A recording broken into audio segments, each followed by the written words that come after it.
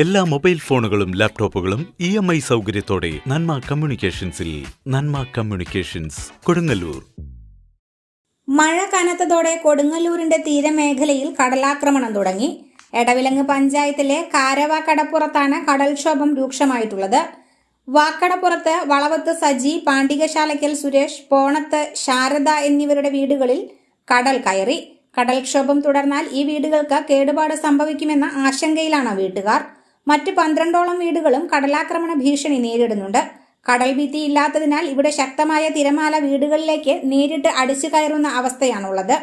Edavilangu panchayat president Nisha Ajithan, vice president Santhosh Koruchalil, ward member Vinil Das, panchayat അംഗങ്ങളായ ഗിരീഷ്, ഷാഹിന, സുബി പ്രമോദ്, ബിന്ദു രാധാകൃഷ്ണൻ എന്നിവർ കടൽക്ഷോഭ ബാധിത പ്രദേശം സന്ദർശിച്ചു.